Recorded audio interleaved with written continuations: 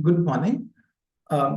Special welcome to all gathered here for the fourth talk in the series on prana as the life breath of sadhana, brought to you by the Krishnamacharya Yoga Mandiram.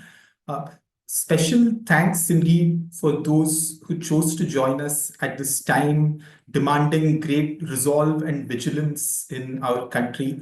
And indeed, this series itself is dedicated to preserving and promoting greater understanding of the lore, the understanding that has been defended over time across ravages from different quarters. Um, a special welcome also to those who are joining us for the first time. And we, so for the benefit of those joining us for the first time, I would like to provide a brief introduction to our organization, the Krishnamacharya Yoga Mandiram, which was founded in 1976 uh, by Sri T.K.V. Desikachar, son and disciple of Sri Tirumalai Krishnamacharya, a foundational pioneering figure in the history of yoga in India. The organization, based in Chennai, offers yoga teacher and yoga therapist training programs as postgraduate diplomas, one-on-one customized therapy across various conditions ranging from skeletal-muscular to mental health to women's issues.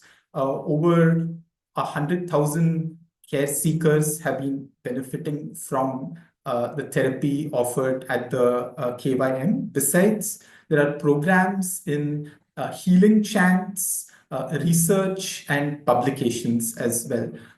You're invited to visit our website, kym.org, and also handles on various social media, including YouTube.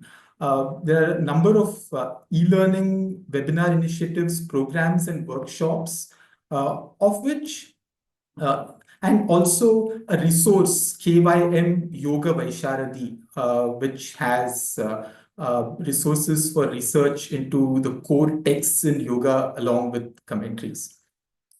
This year, since March, the KYM has been offering across various media of instruction, teaching in prana and pranayama, which is of very fundamental significance to yoga.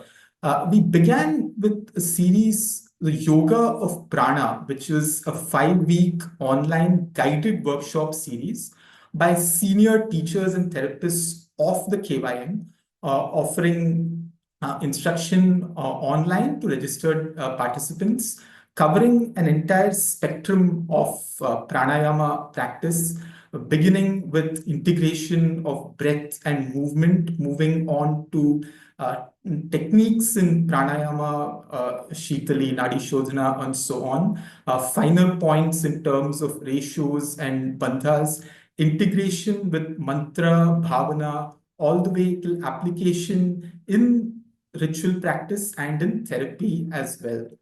This series was a precursor to a conference, international conference held live in Chennai on April 13th and 14th, which featured speakers from areas like yoga, Ayurveda, biomedical engineering, Veda, Dharma Shastras, and so on.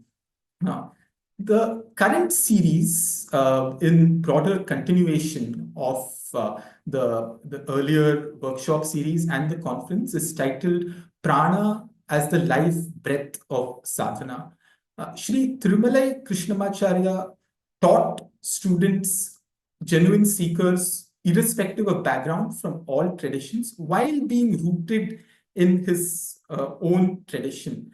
And in the spirit of that, this series is intended to raise awareness, provide more awareness to genuine seekers about the diversity of traditions and how prana has been occupying a central place in all of them. We have had three talks which in the series so far, which covered a less known text called the Shiva Swarodaya and prana in the Shakta tradition and also in the Shaiva traditions.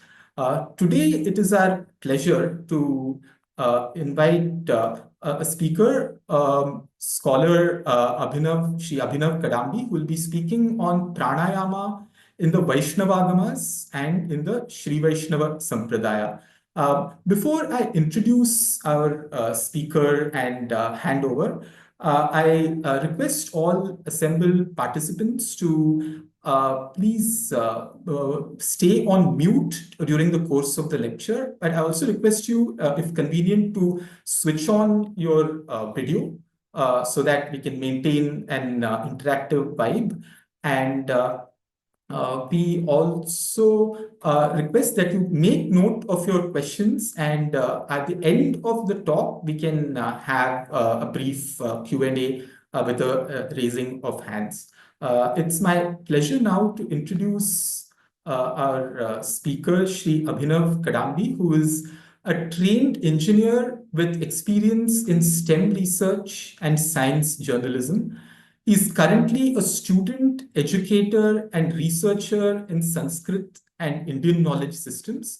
It's our pleasure to welcome him back again to a KYM event. Last year, during the conference on yoga pedagogy, text traditions, and practice, we had a chance to hear him speak on yoga in the Pancharatra Agama.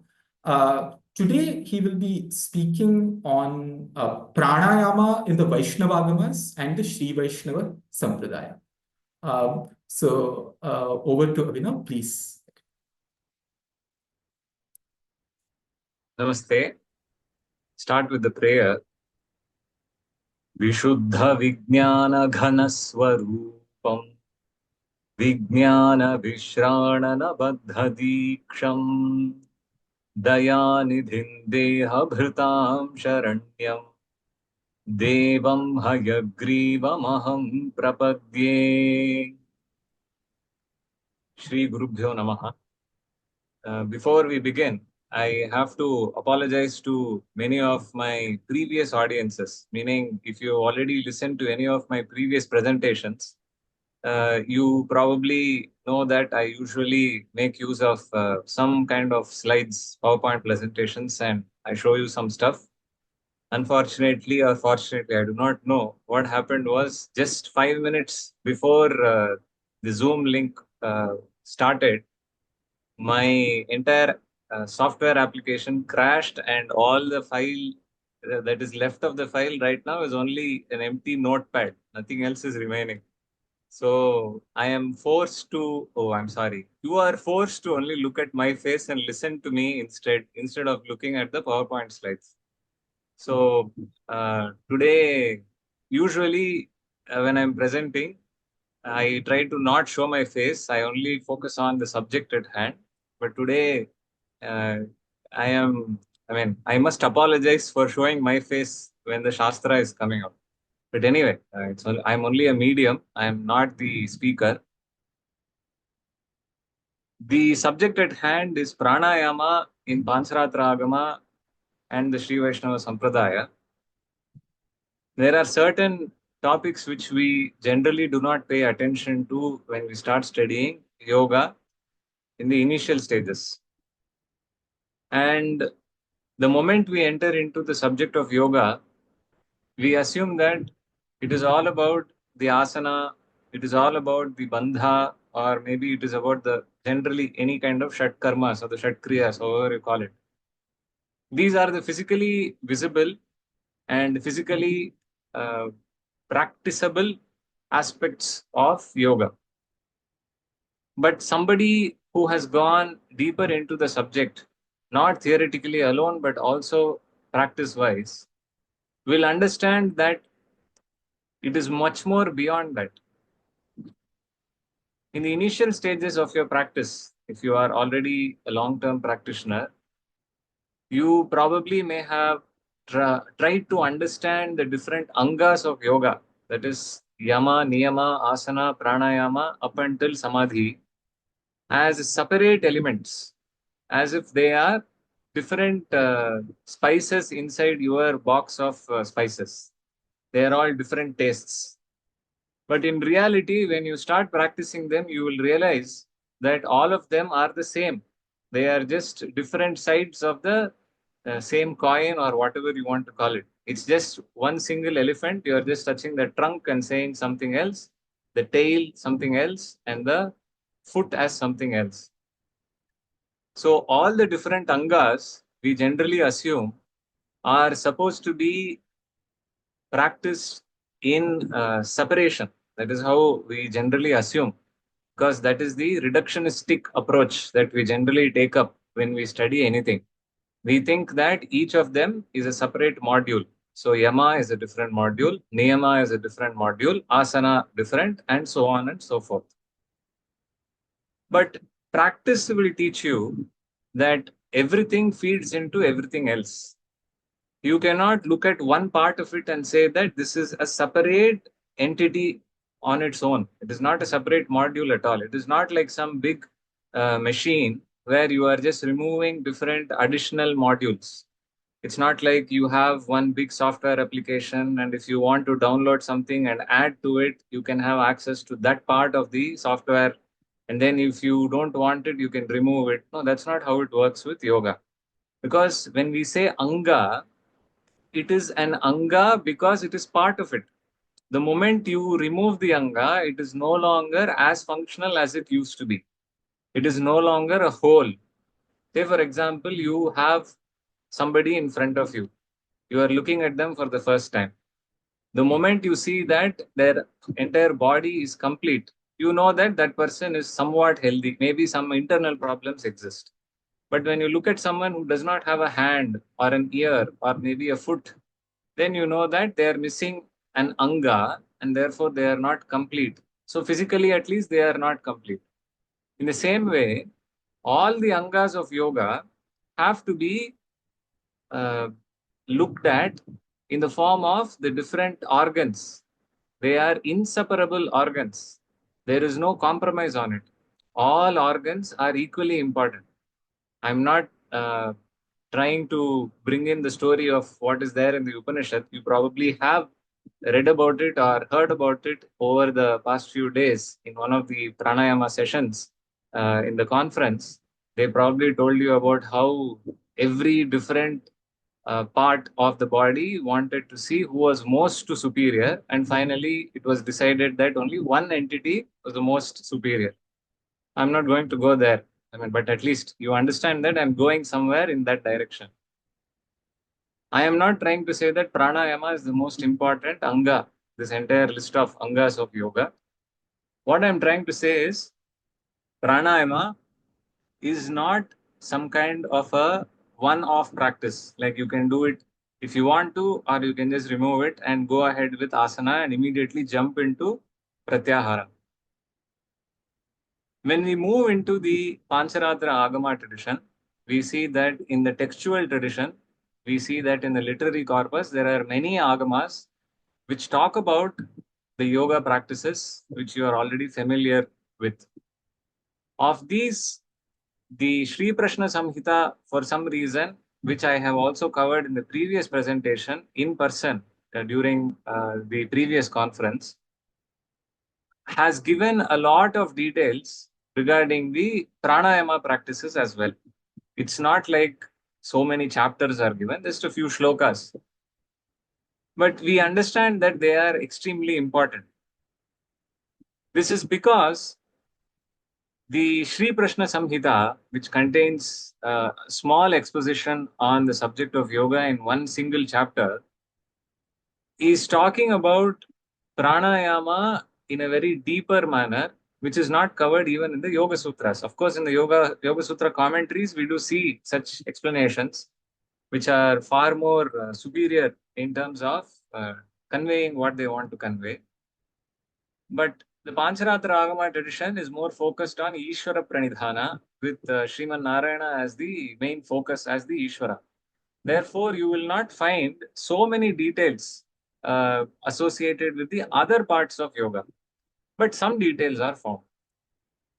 So, this chapter, which I have previously referred to, which perhaps you will be able to see when it is being published as part of the proceedings of this current event, uh, it contains a few shlokas where they directly tell us that after attaining mastery in asana, the practitioner must enter into the practice of pranayama. And when we talk about pranayama, we should see that in the beginning of the description of yoga, there is already the clear cut mention of two things which are equally important. Both yoga and jnana, both are important. That's what they say. So if you are a modern student of yoga, you might say they are not different, but yoga and jnana are equally important according to the Pancharatra Agama tradition. And they also clearly say that using this yoga, you can cut away the Maya that Sriman Narayana is showing and making you lost in this forest of samsara. I'm adding forest of samsara, but there he says, cut us under the Maya, the effect of Maya. And then he explains clearly, Sriman Narayana tells Sri Lakshmi that this yoga can be used for that and it should not be separated from jnana. Yoga and jnana are equally important, and here jnana is defined as jnaya vastu. That is, jnana here is defined as understanding the final goal, what is supposed to be known. Only after having that wisdom, that understanding, can you move forward in this journey. So, what is that Jnaya Vastu? What is the ultimate entity that needs to be known? That is, as usual in the Sri Vaishnava Sampradaya and the Vaishnava Sampradayas, usually we say that ultimately the only real entity is Sriman Narayana himself or themselves, however you wish to call it. So, this Jnaya Vastu, knowing what is supposed to be known, once you have that wisdom and then you start doing your yoga practice, it will work. So, here we see that they are also mentioning one interesting idea. Kaivalya, that is attained in the context of success in yoga, you attain Kaivalya. Kaivalya, Paramapada, Brahman, all these words, I mean, you can also add moksha here. All of these are supposed to be synonymous. They are all considered to be synonymous according to this uh, perspective provided by the Sri Prashna Samhita. And there, the focus is on moksha because the Sri Vaishnava Sampradaya as well as the Pancharatra Agama, they are intimately linked with the principles which are shared in Vedanta, the Upanishad section. We see the mention of moksha also in the Pancharatra Agama. So here they are saying, so in the Yoga Sutra, you will not see an explicit mention of moksha itself. But in the Pancharatra Agama, we see that these terms are mentioned as synonyms, which means that we can take this to uh, mean that these are the solutions that we have towards moksha. Of course, if you remember from the previous presentation that I made last year, I've told you also that in the same chapter, there is an explicit mention of how it is extremely difficult to move in this path. And that is why we have Sharanagati as the easiest solution.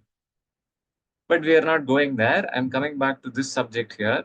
Keeping this in mind, we see that yoga is classified into four types. Mantra yoga, Laya yoga, Hatha yoga, which you are already familiar with, and Raja yoga. These are the four yogas mentioned in the Pancharatra Agama directly. Mantra yoga is where you are constantly dissolved in chanting that mantra which you have received from the Guru. This Guru Upadishta mantra. You are completely absorbed in that mantra. Laya yoga is you have the form of the divine or you have the tattva of the divine, the bhava towards the divine, and you are always lost only in that. So if you take the mantra yoga concept, you are focusing on repeating a specific mantra. But for Laya Yoga, you are also immersed in that bhava. You are immersed in that thought of constantly being engaged with the divine.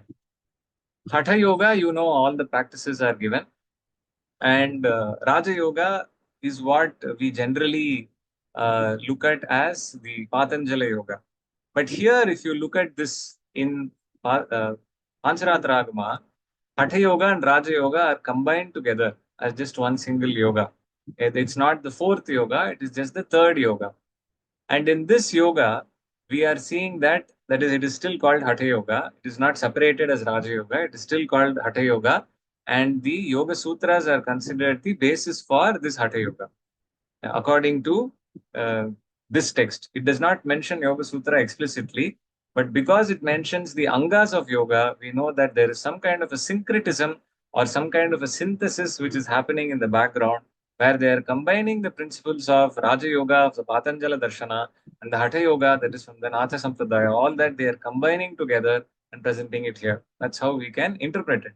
But what has really happened in the background, we really do not know the historical development.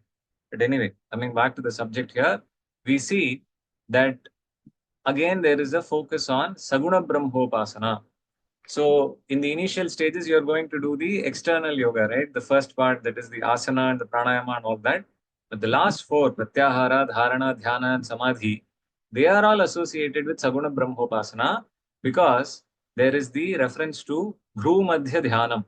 So in the part of Antaranga Yoga, that is the internal yoga, internal sadhana, Antaranga sadhana or Antaranga yoga, there is this mention of Bhru Madhya Dhyana with Saguna Brahmopasana. Saguna Brahmopasana meaning you are giving attributes to the divine and you are focusing on the divine based on the attributes. So there are two types of these dhyanas. First one is Saguna Dhyana, the other one is called Nirguna Dhyana. If you are aware of the word guna, you probably think that it is quality. So here, saguna means along with quality, meaning qualified with attributes. Nirguna means unqualified, without qualities. That is non-qualified. That is without attributes, attributeless. If it is with attributes, we can actually focus on it easily. So let me give you an example. Think of a monkey which has black hair or black fur and is opening its mouth as if it is yawning. Now you are able to visualize the monkey in your mind the moment I say this. But if I were to say, think of something, what would you think of? You don't have anything. You have no leads. If I just simply say, think of something. Oh, doesn't work. So there needs to be a mention of attributes for the mind to capture so that it can focus on it properly. This is basically how our mind works. To take it further, we see that the Saguna Upasana, whatever Upasana you're doing, if you're doing it Saguna, then the mind can easily grasp onto it. If it is Nirguna, the mind cannot grasp onto it.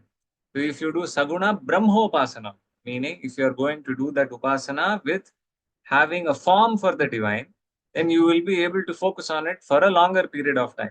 That is why in the Itihasa, the Purana, in the Veda, and almost all the Stotra literature, we see the description of the divine in different forms.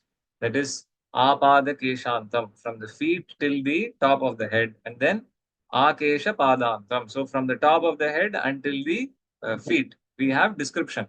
So everything, you take Lalita Sahasranama Stotra, you take any other stotra, say Vishnu Sahasranama Stotra, say Shiva Sahasranama Stotra, you take any kind of short stotra also, everything will have some kind of a description of the divine so that we can hold on to that form. In contrast to this, in Nirguna Brahmopasana, there is no direct reference to the physical attributes. There may be certain references to abstract concepts. So, which you will find in the Upanishad here and there. You will find this in some advanced meditative practices in the Advaita tradition. I'm not going to go there, but I'm trying to tell you that for the common man, at least for me, I don't know, you're probably advanced yogis and yoginis. I'm a very common human being. I have a very below average kind of conception when it comes to the mind.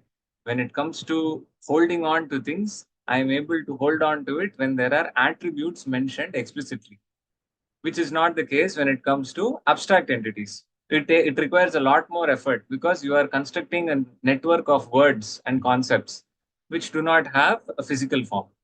This is about the difference between Saguna Brahmopasana and Nirguna Brahmopasana.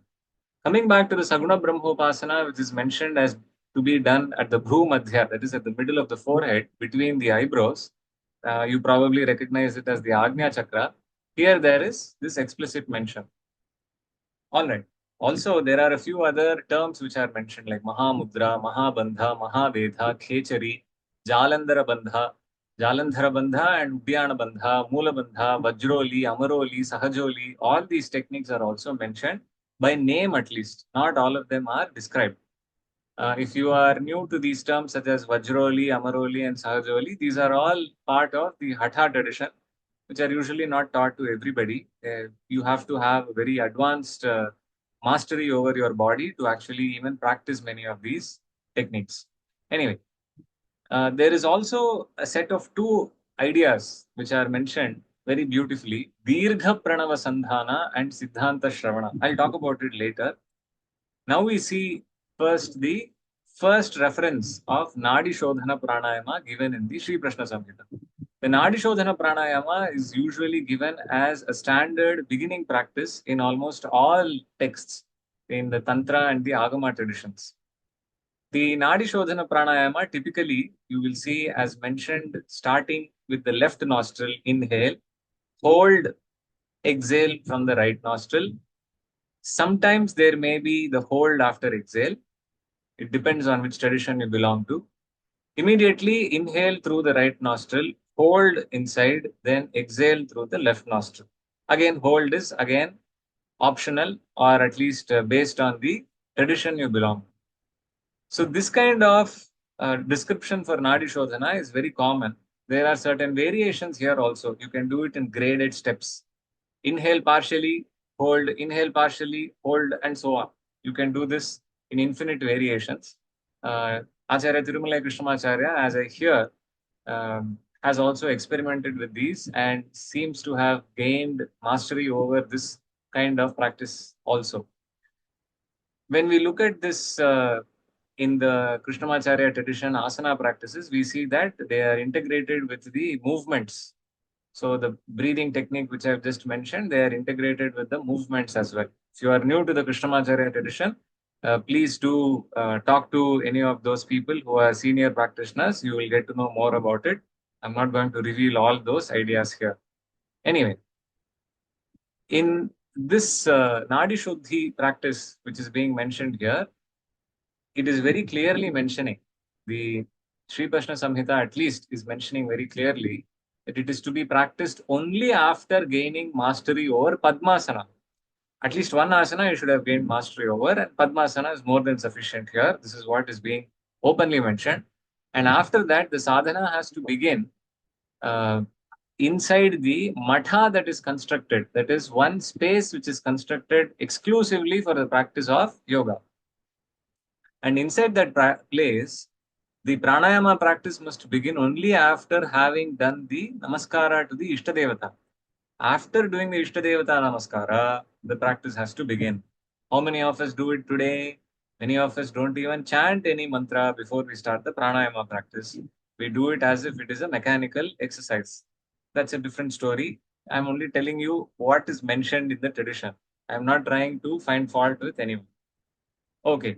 This Nadi Shuddhi practice, when you keep doing it, you have to remember that the ideal ratio that they are giving is 1 is to 4 is to 2 is to 0. That is, if you're going to count the seconds, for example, 16-second inhale, 64-second hold, 32-second exhale, no hold after exhale, again 16-second inhale, 64-second hold, and then 32-second exhale. No hold after exhale. This is how Nadi Shuddhi practice is being mentioned here. So this kind of a practice, even if you practice with, say, 4-second as the inhale, 4-second inhale is almost close to average, slightly above average. 4-second inhale, hold for 16, exhale for 8 seconds. This itself is extremely powerful, not easy for most of us. When you are a beginner practitioner, you think that even 1 second increase is like my entire body is shivering and shaking and I can't do anything. So that is how it is. In pranayama, you will see the effects very magnified because you are working with something very powerful, far more powerful than the body itself. And this 1:4:2:0 has to be practiced for apparently 80 breath cycles 4 times a day. And in a period of 3 months, the entire nadis, all the nadis are purified, it seems. It attains its final goal. Nadi Shuddhi meaning literally purification of the nadis. So it is attained only after 3 months of such practice where you are doing it 4 times a day, 80 breaths. So you can either interpret it as 80 breath cycles or just 80 counts of the Nadi Shuddhi practice. I personally would like to see it as 80 total cycles instead of just 80 breaths. That way, I get to work with it more for a longer period of time. And this entire practice will give you certain results. So the external bodily effects include lightness of the body, anga laghavam, which is usually indicated as the purpose of doing asana itself in the first place. So why do you do asana practice? Asana practice is not meant to make you fast, not to make you very sharp, not to make you ready to jump so that you can do a theatrical acrobatic exercise. So asana practice is done so that you can remove the ama inside the body, all the negativity or the undigested food material which is inside the body gets lost. And in that process, the body starts becoming thinner and thinner. So pranayama practice also Nadi Shuddhi, you do it for 3 months continuously. Here that is also mentioned as the effect on the body. Anga Laghava is also mentioned here. Bodily lightness. Then they are saying shining of the body. The body also starts shining. Some kind of radiance starts coming. So you might be thinking, no, you're simply joking. You are simply sitting under the tube light and you're just saying that you're glowing. You might say that. But if you want some written proof, you have to read some of the works of other yogis, other great yogis. For instance, Sri Aurobindo of Pondicherry, he has mentioned in his journals on his yoga practices that when he started doing pranayama practices, he started glowing in the sense that there was some kind of radiance that was very attractive to people when they saw him. So before he retired from active contributions to the freedom struggle, he was practicing yoga a little bit here and there, like asanas and pranayama here and there whenever possible. Later, he had to shift to Pondicherry because of constraints. Uh, and then later, when he went there, he started recording everything very clearly. And you can actually see this recorded in his notebooks also. I believe there are 2 or 3 of his works which document his journey in the context of yoga itself. Anyway, this is the second one. That is some kind of a shining will come. Then there is an increase in digestive agni. Digestive fire will become very sharp. You will start becoming more and more hungry. And also whatever you eat will start getting digested quickly. So in that way, you can also say that sometimes uh, noxious or toxic substances which are there in the food that we consume, sometimes that can also be easily uh, dissolved, easily nullified. That is also there. We do hear about how yogis even eat undigestible or indigestible food. They also eat poison and nothing happens to them. So all that is associated with this also because of their Agni. Jathar Agni becomes extremely strong. Slimness of the body that is there and stability of the body. Sthira Sukham Asanam is not only there. Here also Sthirata will come if you do pranayama properly. Then it also goes on to say um, Pathyahara. Pathyahara meaning the correct diet. So one must avoid eating certain foods and consider eating certain foods if you want to make progress in pranayama. Even though it does not explicitly mention that you have to eat such and such a food, it actually talks about avoiding some foods. You should stop eating very salty foods. So no more Bombay mixture for you. No more. What else can you say? No more chaat items, perhaps with lots of salt in it. No more vada pav. No, avoid it. Then they are also talking about avoiding food with mustard. Food with mustard. No more avaka for you. You should stop eating immediately. No more, no more such pickles, because many of the pickles from Andhra, Telangana, they contain mustard oil and mustard, obviously. Then you should stop eating sour food. SOUR, sour food. So no more tamarind. So no more pani puri. I'm very sorry. There's no other choice. And then you should also avoid hot food. Hot food meaning no more chili. You cannot have that special chili powder filled item that you've always been desiring for the past few days. And you should not eat pungent food, dry or rough food. And then plant and vegetable resin is also mentioned. Plant and vegetable resin meaning something like asafoetida. So we add that, right, to make it more tasty in everyday cooking. You should not consume that apparently. It's not good for your progress in yoga, especially pranayama. And no longer you have to do Agni based activities. Agni based activities meaning, I mean, I'm not talking about cooking, okay? Immediately people want to say, no, this person has said no more Agni based activity. I will not enter the kitchen. You only cook. So this is not how it works. What I'm saying is Agni based activity, like doing very large homas, like sitting in front of a Havan Kunda or Homa Kunda and doing lots of homa. Then engaging in activities where you are sitting with Agni for a long time, like say making bangles or you're working with glass, you're working with smithy and foundry, all these places where you need to work with fire a long time for a long time. So reduce your acquaintance with Agni that way so that the pranayama practice is not going to be disturbed. And then they also explicitly mention that brahmacharya has to be practiced because brahmacharya obviously is going to lead to improvement in your yoga journey. That is also mentioned. So please remember, brahmacharya always has to be understood from the perspective of a brahmachari and also a grihastha. For a brahmachari, complete avoidance is what is brahmacharya. But for a grihastha uh, that brahmacharya is not very easy to practice when people are in their prime and when their minds are not yet ready for it. They cannot stop doing it. So the only option you have is to reduce the frequency of that activity. It does not mean that you have to stop completely because it is not easy to do.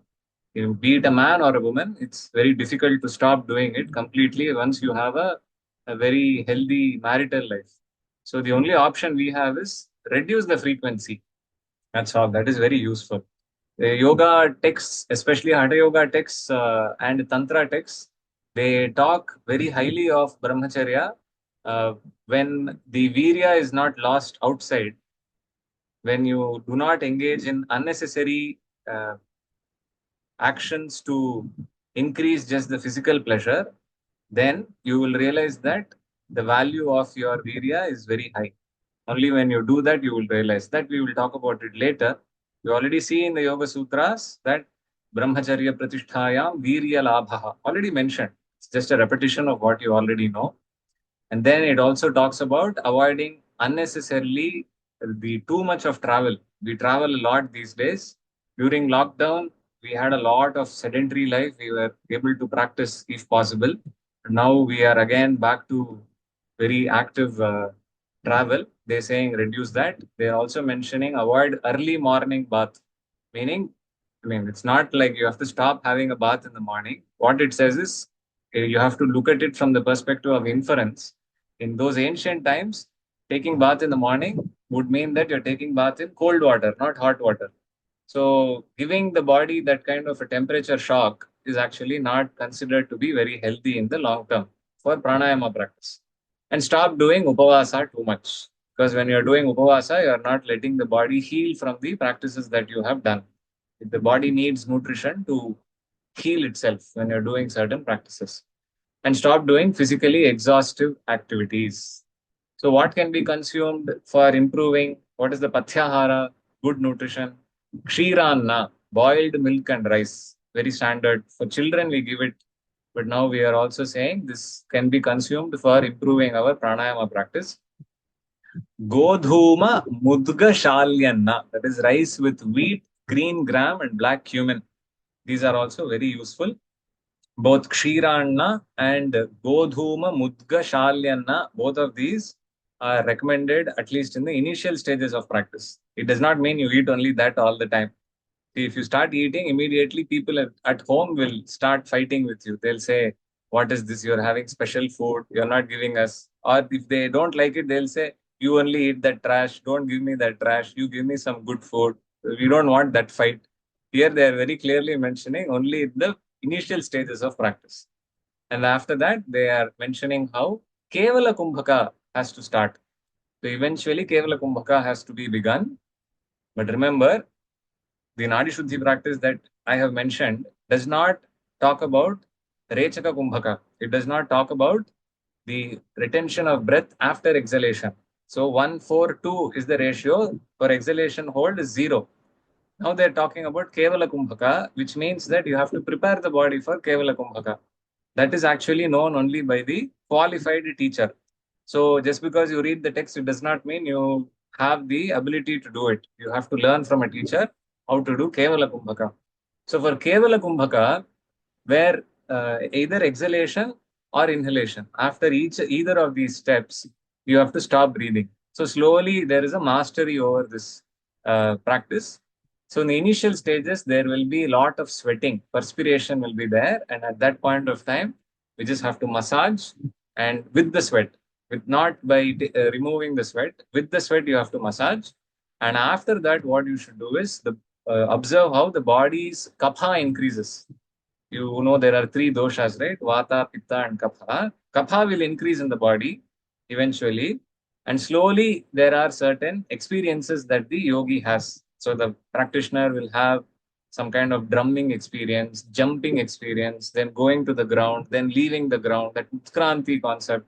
I don't know if you have studied all this in the Hatha Yoga texts that you are studying, but all of these are mentioned as the effects of doing Kevala Kumbhaka.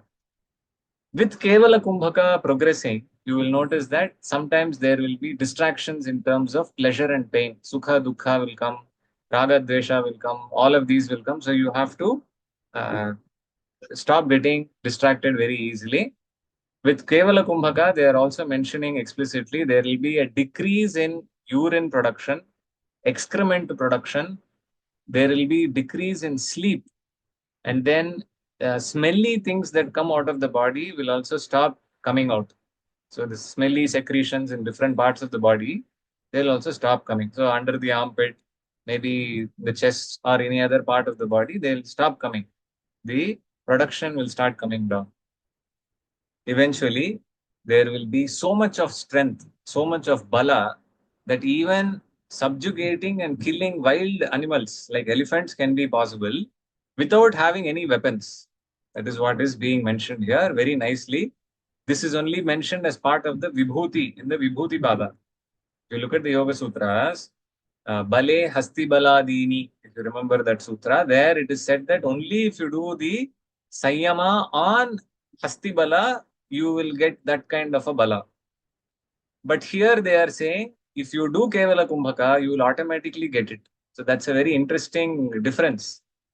Then we move on to see the mention of the practice Dirgha Pranava Sandhana. Dirgha Pranava Sandhana is nothing but the uh, recitation of the Pranava, Omkara, for more than two matras, that is for three matras. So if you're already practicing in the uh, Krishnamacharya tradition, you know that for the chanting, the recitation of the pranava, we chant O for three matras and M for half a matra. And then half a matra, there is some kind of a silence. So this three matra long duration for chanting the pranava is actually having a reference in the Pancharatra Agama. It's not something that Acharya Krishnamacharya cooked up. It's not something new. He is only following tradition. So many people might think that Acharya Krishnamacharya only invented new things. And therefore, yoga is actually not what he taught. There are certain narratives. If you are someone who is in the academic world, you probably know that there is this claim that Acharya Krishnamacharya only modernized whatever is yoga. He he actually had very little which was original. Later, he cooked up things, but in reality, it is not so. He only brought forward whatever was traditional, And of course, he had a very unique way of teaching. So it came with his style. That's all.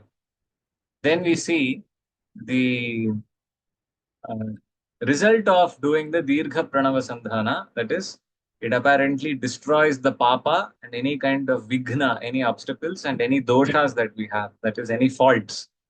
After this, there is a mention of something known as Ghatavastha, where the uncontradictory wisdom of prana, apana, manas, buddhi, jivatma, paramatma, all these are obtained.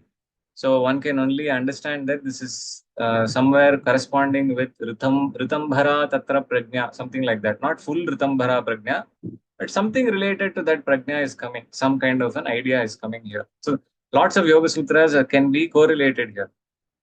I'm sorry if I'm telling you so many things without showing anything on the screen. Hopefully, once the proceedings of the event are released in the form of a book, you can read it much better.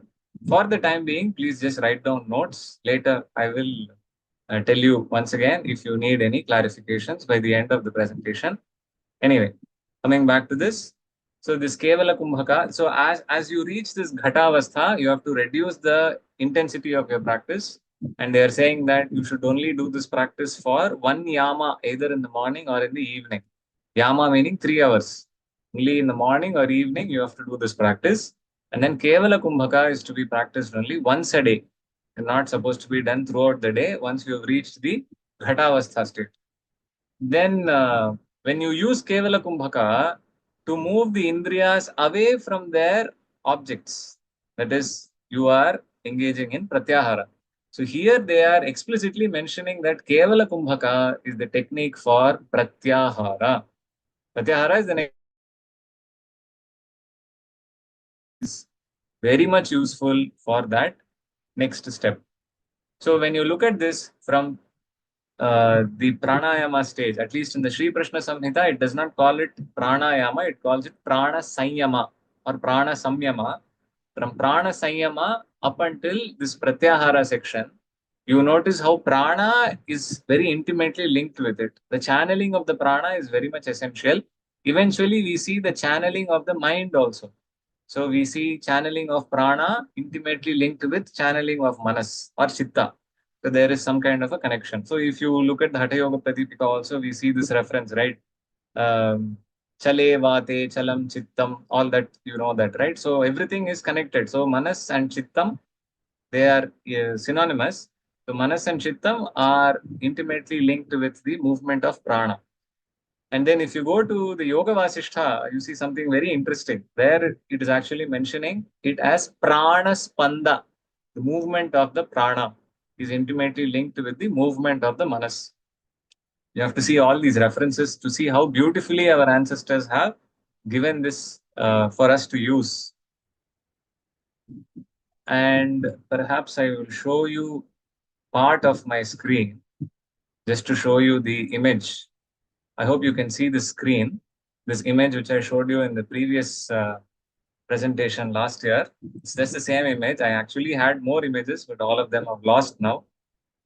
In this image, I've shown you just a schematic representation of steps in Hatha Yoga as mentioned in Sri Prashna Samhita, from Yama to Niyama to Asana. After that, you have certain difficulties called Vignas, which you call Antarayas. After that, you have Asana Jaya. So in Asana Jaya, at least Padmasana you should have mastered. After that, you construct a matha, and inside your matha, you are going to do Prana Sanyama or Prana Samyama, which is actually Pranayama. Then you do Pathyahara. Pathyahara meaning correct diet. Post that, you are engaging in Kevala Kumbhaka. Then there is a very explicit mention that you should not show whatever you have achieved to other people. Samarthya Darshana or Samarthya Pradarshana Varjana, the prohibition of the display of whatever you have mastered. Then there is Dirgha Pranava Sandhana, which we've already seen. Then Ghatavastha is reached. This middle stage and the previous two parts, there you see how prana is intimately linked. Asana Jaya till Ghatavastha, there is a linkage with prana. Eventually, if you do the same thing, you will attain moksha. This is what they are saying. If you want, you can take a screenshot. I'll just wait for a few seconds. If you want to ask any questions based on this, you can take a screenshot. Okay, I'm moving on now. So when you move ahead, there you will notice that I am now shifting gears to tell you about the Sri Vaishnava Sampradaya. Everyday activities in different traditional texts. They are just manuals on what to do, how to do, why to do. Of these different manuals, we see one interesting section of that manual presented in the Pancharatra Raksha, which was composed or which was written, authored by Vedanta Deshika. So, Swami Deshikan or Vedanta Deshika or Venkatanatha, you probably have heard of him. If not, please remember that Acharya Vedanta Deshika was a very important Acharya in the Sampradaya. And he was a great yogi himself. He received the Garuda Mantra and eventually the Hayagriva. All of these different achievements that he has is unique. They are all unique. None of them has been replicated, at least in the modern times. So Acharya Vedanta Deshika was from a village in Kanchipuram.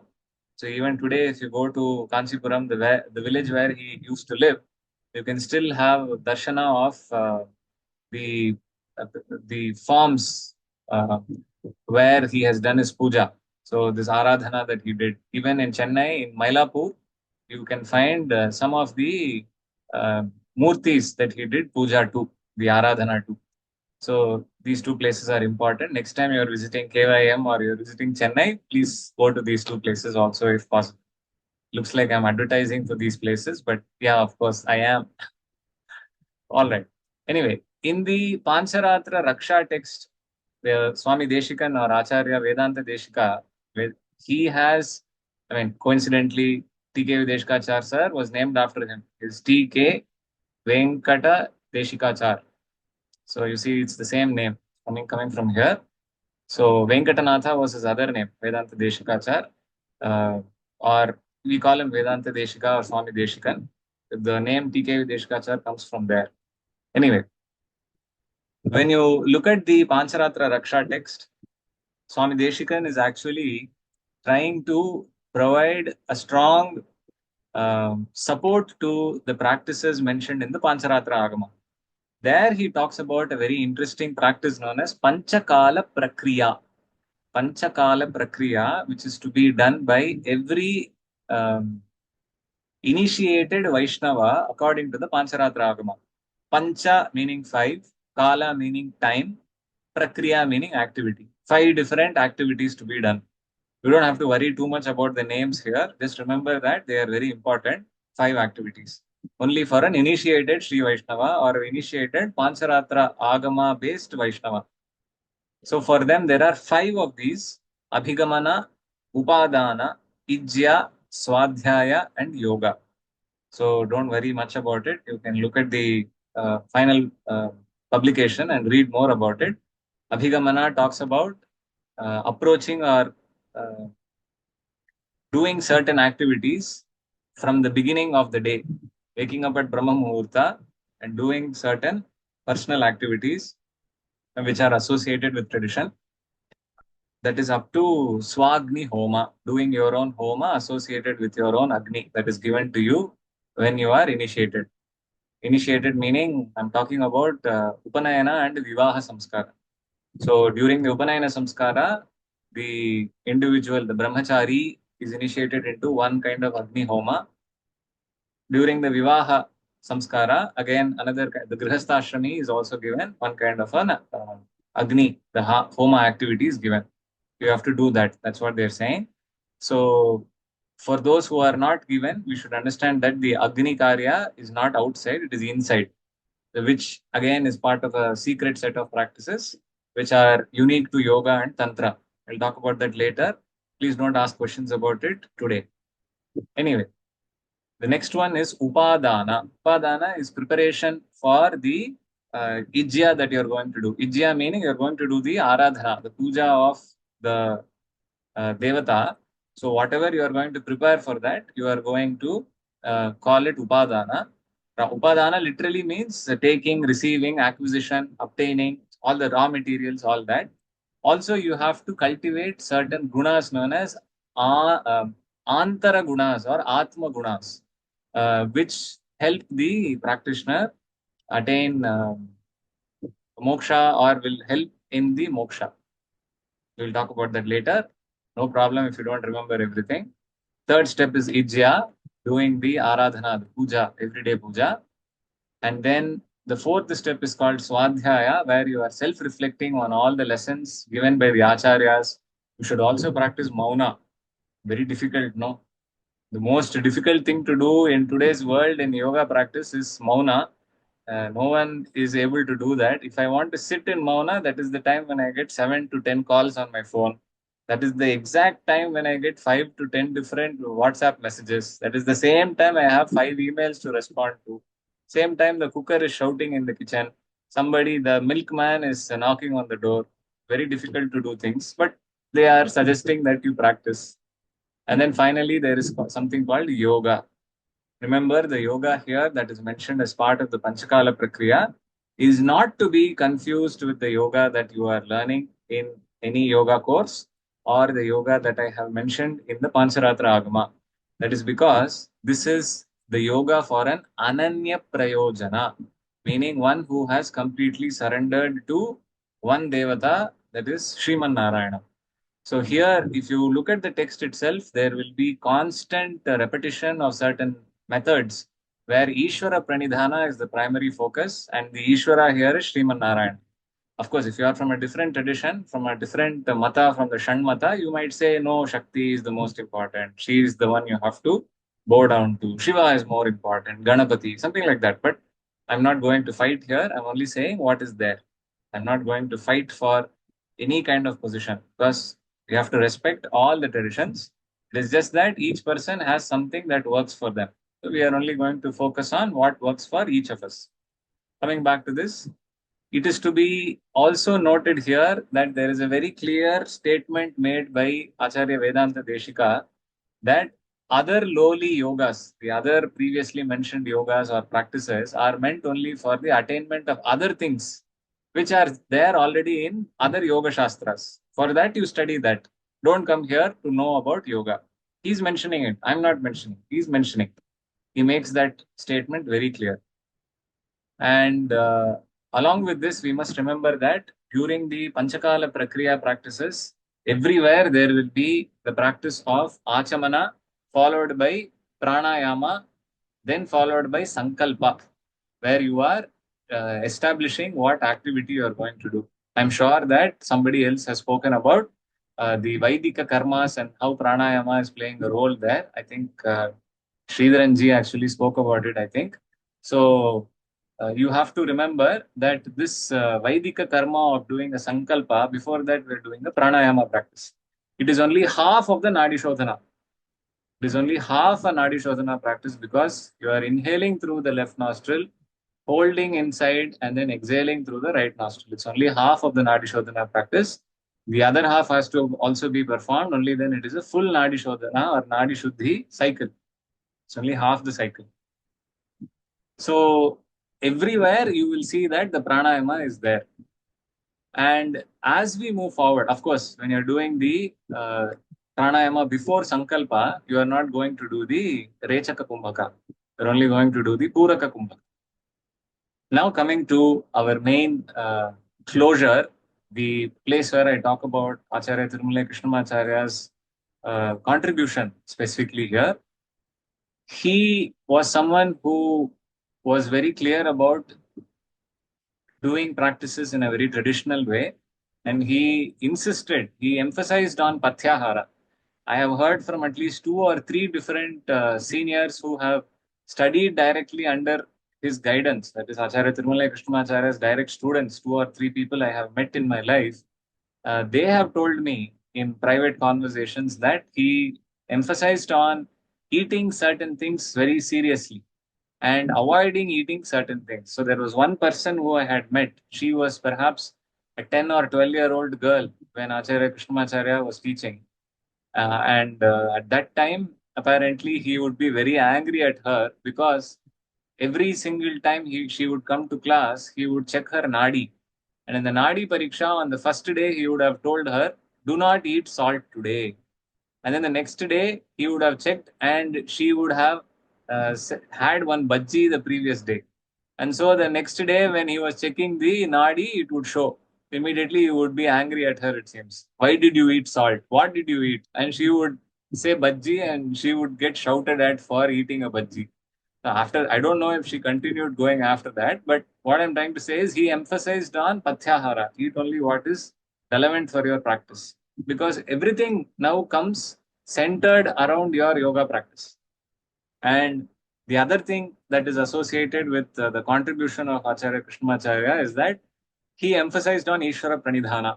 If you have read the Yoga Sutra interpretations by Acharya Tirumala Krishnamacharya, especially the Sutra Ishvara Pranidhana Dva, he interprets Va as Eva, that is Avadharanartha, which means that it's only, you have to do definitely Ishvara Pranidhana.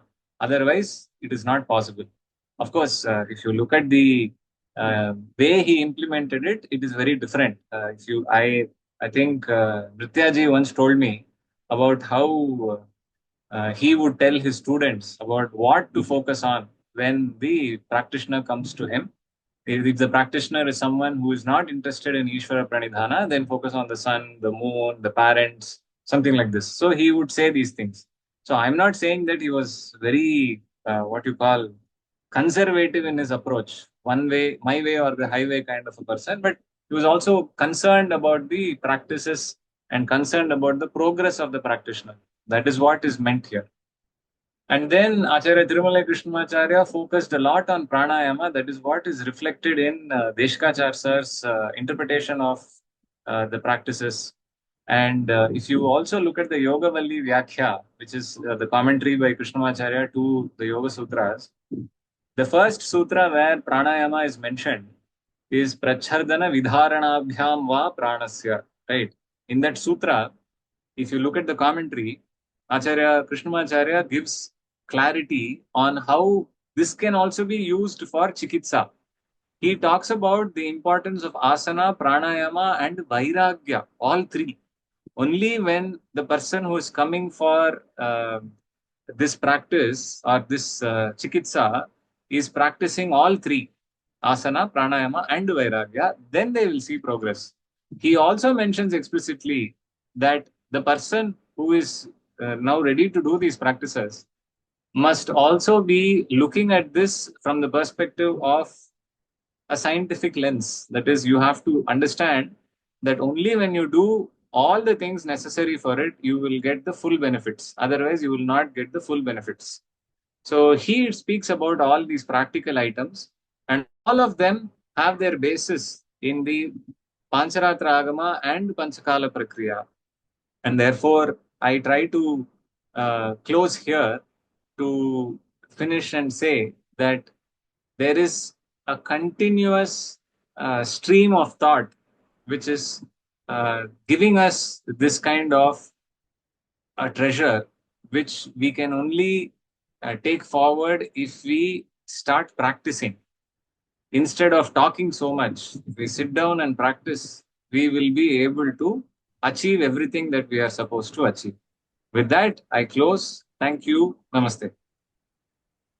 While we thank our speaker Abhinav for walking us through Prana Sanyama, Dirgha Pranava Sandhana, Panchakala Prakriya, and so on, I would request our participants, while we gather our questions, to please, if possible, just turn on your videos for a second so that we can have a group picture to capture this moment. Once we have the picture taken, we can have a question and answer session for which you may raise your hand. We need proof, at least visual proof, to say that you attended a session on pranayama. It's not whether you practiced, but at least you attended a session. So I request any participants with questions. We only request that questions be brief with minimal prelude. And in the spirit of this series, which has had a focus on texts, a philosophical orientation, we request that questions also be accordingly, rather than a minute practice guidance and so on. So, please, you may raise your hand or you may mention in the chat box, whichever is convenient to you. If you have already attained Samadhi through Kevala Kumbhaka, then you will not raise your hand. I assume that you are not yet there. Can you please explain briefly Kevala Kumbhaka by Hema ji? Okay. So the word Kevala Kumbhaka literally means only hold. Kevala means only. Kumbhaka means holding the breath, retention, only retention. So according to the Sri Prashna Samhita, which I have given you the details of, there is a direct reference to Kevala Kumbhaka by holding the breath either outside or inside. That is, Puraka Kumbhaka or Rechaka Kumbhaka, when done for an extended duration, comfortably, is considered to be Kevala Kumbhaka based on the gained inference. For understanding Kevala Kumbhaka properly as a practice, as I mentioned earlier, you have to consult with a senior teacher or a senior practitioner. Next question. Dirgha Pranava Sandhana. Let us look at it literally. Dirgha means long. Pranava means the Omkara. Sandhana here referring to holding to it, something like that. So Dirgha Pranava Sandhana means chanting the Pranava for a long duration. This is that, as I mentioned, it is for 3 matras. Then in that case, I have to tell you what is this matra concept. So in all Indian indigenous languages, we have 3 types of sounds.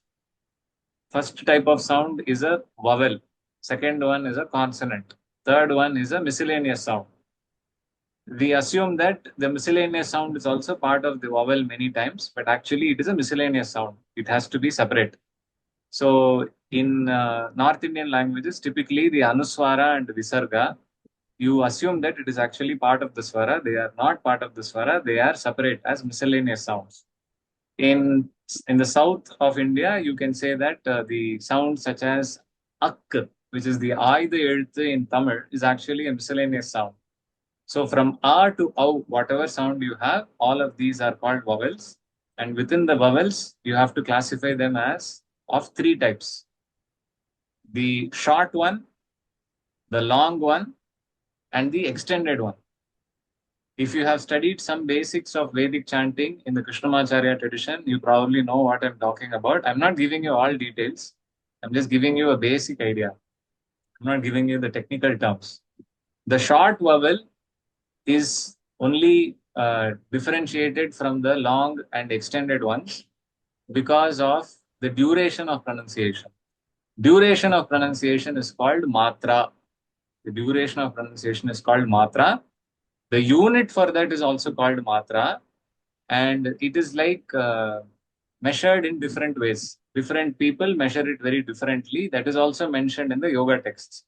So sometimes it is measured in the form of 1 second. Sometimes it is measured in the form of the time taken for some, what you say, you are twisting your palm on your knee and snapping your finger. How long does it take? That time is considered to be 1 matra duration. So if you do it for 2 matras, it is the long vowel duration. If you do it for 3 matras, it is the extended vowel duration. So when you are chanting the pranava, if you chant it for 3 matras, then it is called Dirgha Pranava Sandhana. Of course, technically speaking, it should not be called Dirgha. It should have been called Pluta Pranava Sandhana, but it is called Dirgha Pranava Sandhana for some technical reason. Beyond that, I think you have to study some basic Vedic chanting or some basic Sanskritam. You will get that detail very clearly there. Or studying any language, you will actually get it. Any Indian indigenous language, if you study from the basics, you will understand what I'm talking about in terms of matra. We may have time for a question or two. Let's hold on for a moment. Uh, If not, it's again my pleasure to thank on behalf of the Krishnamacharya Yoga Mandiram, our guest speaker, Shri Abhinav Kadambi, for giving us a panoramic overview, starting with the Shri Prashna Samhita, going on to the Pancharatra Raksha, and also establishing connections with the tradition so close home of Shri Krishnamacharya, and giving us a sense of pranayama in practice, very closely integrated to practice, not just like one little box in the spice box, but in that integrated live elephant, as he began at the start, and also in the stream of ritual itself, like in the entire Panchakala Prakriya, there is pranayama at each step as well. So with that as a cue for us to continue in sadhana, stay steadfast. We We'll conclude this session. The next session in the series is on. We spoke about Krishnamacharya and his work in the 20th century today. The next session in the series is on a work by a 20th century scholar from a Vaishnava tradition, Sri Bannanje Govindacharya, text called the Prana Sutra. And this will be this lecture will be given by Sri Ramachandra Pet Mangalkar. This talk will be next Saturday, a week from now, May 17th at 10 a.m. Once again, with much gratitude to our speaker and to all present joining us here and in the conversation thereafter. Shri Guru Bhava.